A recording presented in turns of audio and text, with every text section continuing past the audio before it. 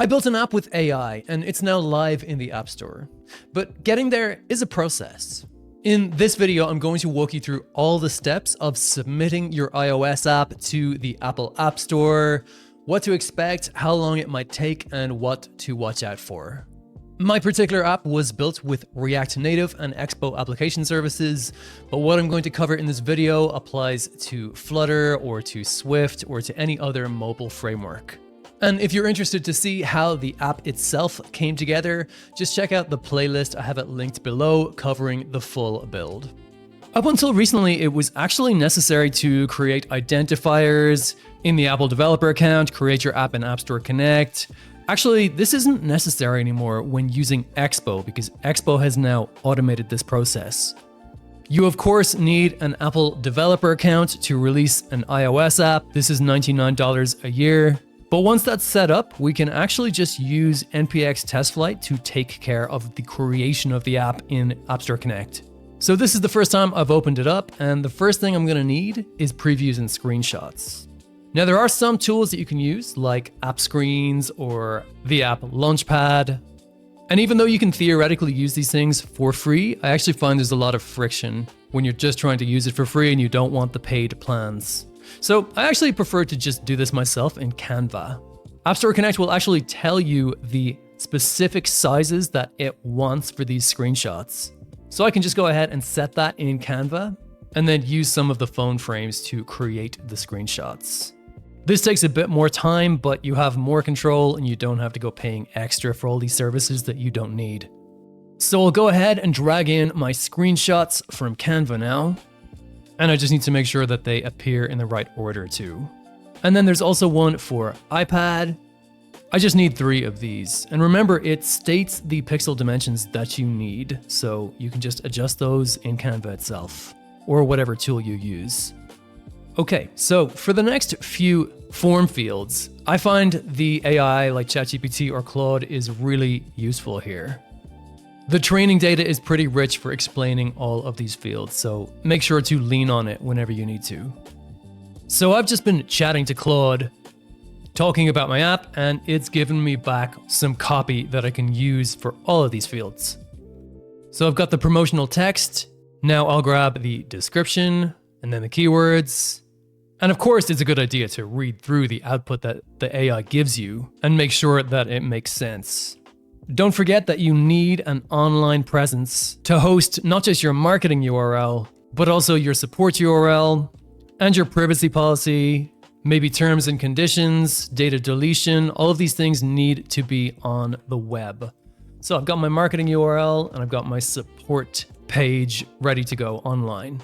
Now the version of my app, it's not actually 1.0. I prefer to use pre-version 1.0 build. So it's actually 0.1.0. And this, of course, is the build that I have in TestFlight, so I will add this build here. And I'll want to remember to increment that version if I do a new build. Now, the App Store reviewers are going to need a test account in order to test some of the logged-in features of your app. My app couldn't actually defensively gate the content behind an onboarding sign-up screen, so I'll actually uncheck this box.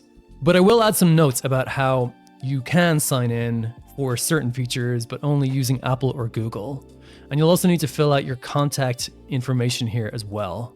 So having gotten this far, I can now save my progress. Okay, next I'm gonna head for general and app information. I'll add a subtitle, again, just using the AI to help me fill out these forms. My app needs a category, and in my case, it's gonna be travel. You can also set a secondary category as well if you want to. For content rights, this is very simple. I have no third-party content. It'll be a bit more complex if you do.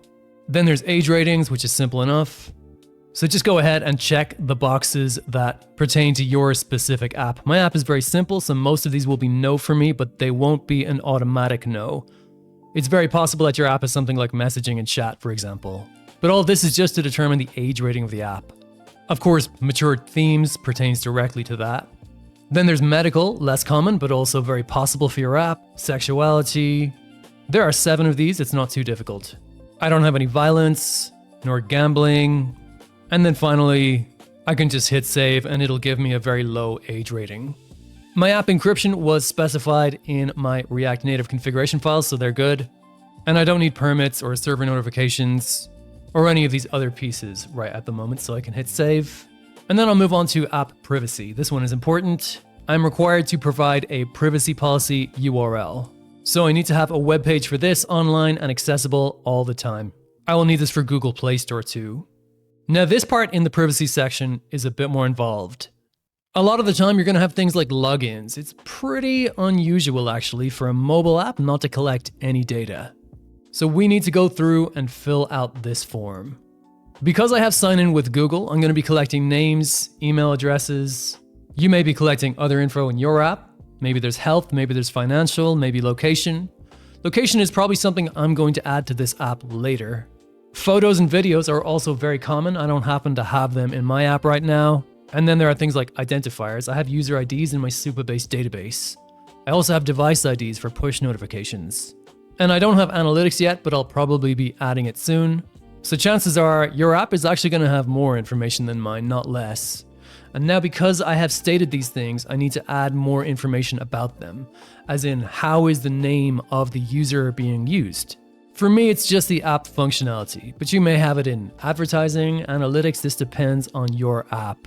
And a user's name is of course connected to his identity. But I'm not using this for tracking. It's a good idea to read through this and make sure that you understand it. This is not an automatic no. Now I need to do the same thing for these other fields. Once again, their email is just about app functionality. This will be the same as their name, and it won't be used for tracking. Okay, and then the identifier is just their database ID. That's all it is. So again, it's the same. And then there'll just be one more field after this for the device ID. Device ID is about push notifications. It's about app functionality too. It also falls into the realm of product personalization because push notifications work in that way. Okay. And then it's not used for tracking either, just app functionality. Remember, you can't follow exactly what I'm doing here. You have to answer these questions according to how your app works or it will be rejected. Next up is pricing and availability. My app is free, but I actually just need to state that. So the price is going to be $0.00. And of course, it's true in every country. And then I'm going to set up which countries my app will be available in. You can fine-grain this with specific countries. I'm going to give it to every country. Okay, and back to the main menu. Now, of course, if you have payments and subscriptions in your application, you'll also need to fill out the subscription section or the in-app purchases section, but you can also add this later. Now I'm going to go back and double check the main fields in-app information and also in the prepare for submission section. There's actually one field I have missed. It's just the copyright field. You can simply state your organization name and the year and the copyright symbol. That's all you need. And then I think I have everything else. So we'll hit save again. And now if I click add for review, it will tell me if I'm missing any of these fields. It looks like I've filled everything out successfully. And that's it. I can just submit it for review at my leisure. Before I do that, I actually think I'm going to make a couple of tweaks to the bundle. For one thing, I had actually noticed that I had forgotten to put the Mapbox access token into the bundle, and it was working, but I think it would probably hit some tier limits without me realizing. So I needed to make sure to add this to the production build in eas.json. And I also need to shorten the app name because Climate Nomad is actually too long. And so on the home screen, it appears with an ellipsis. It gets truncated. So I'm just going to call this Climate for the home screen. This means I'm going to need to bump the version 1 to 0.1.1. This is just a small fix, no need for a minor version, but just a patch version. So with that in place, I'm now going to send this up to test flight again using my npx test flight command. Okay, so my patched version of my app, version 0.1.1, has now been submitted to test flight. So I can see it here in App Store Connect under test flight. And this is the one that I want to send for review. So I'm going to go ahead and open up the draft submissions, and I'm going to remove 0.1.0 from the draft.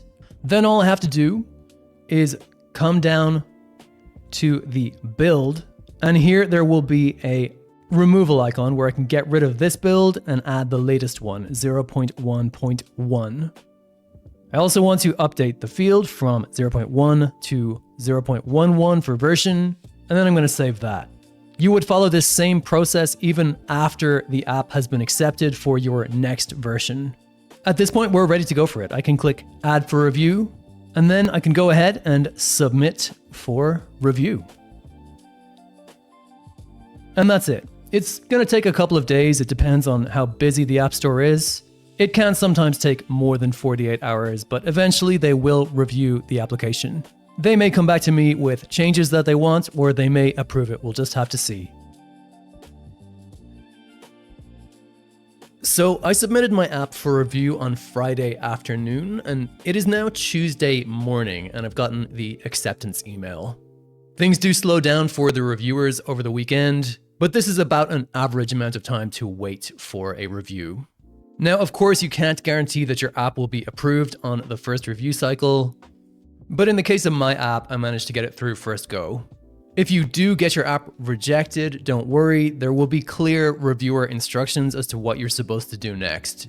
And you'll then also be encouraged to upload a new build. So you make your edits, you send through Expo again, and then you'll be uploading the new build here in the build section under ready for distribution.